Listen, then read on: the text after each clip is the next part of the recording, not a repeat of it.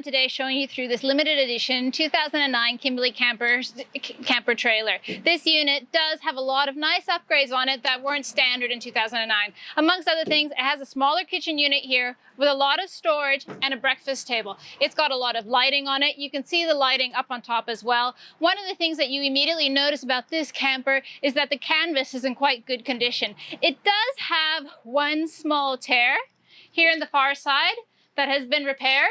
But other than that, if you look at the roof of the camper, everything's looking really, really good. Quite often, the roof has a lot of markings on it in these older campers because people are storing poles on the bed. As you can see, this roof is completely clean. The owner has kept very good care of it and never put poles on the bed or anything like that. It also has a little fan there by the all-weather window. It's got a brand new floor in here, which looks really, really nice. And it has 200 amp brand new lithium batteries in here.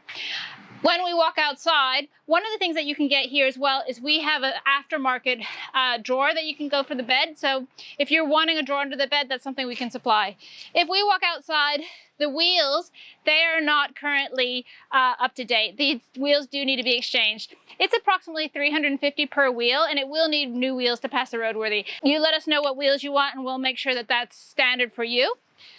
When we come to the kitchen, it does have a nice National Luna fridge in here. This is a lot of fridge space. A lot of people consider this the best fridge on the market. Makes it really easy to cook, prep, fridge, cook, prep, fridge. When we look at the battery upgrade, he has put a brand new digital battery monitor here. So you can see his old one he had from before, but he has a brand new digital battery monitor. He's got diesel hot water and diesel heater. He's got a good diesel heater inside. There's a lot of lighting, like I said. It is a split system kitchen, which is nice. So the main problem with this unit is that it does need a new cylinder unit here in the front. That again will be covered for the roadworthy.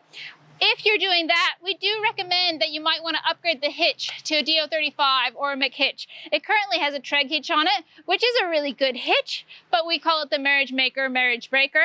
The McHitch you can just hook on very easily with one person. And of course the DO35 is really good in those tricky off-road unit places. Come around to the back. We've got a nice shower space here. You can see the diesel hot water and diesel heater here.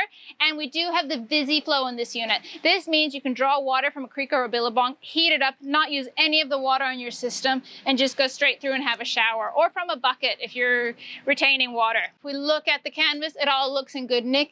It's got a nice window here, all-weather window. Again, you can just look here. This is the only part of the canvas that I'm really reacting to. This is something we say in all our videos. Make sure that you're careful around those elbows or you will get a tear here. This is what's obviously happened. He has had it repaired. We're happy to put a patch over this again and create a little bit of extra strength. Other than that, looking at the canvas, all really good condition.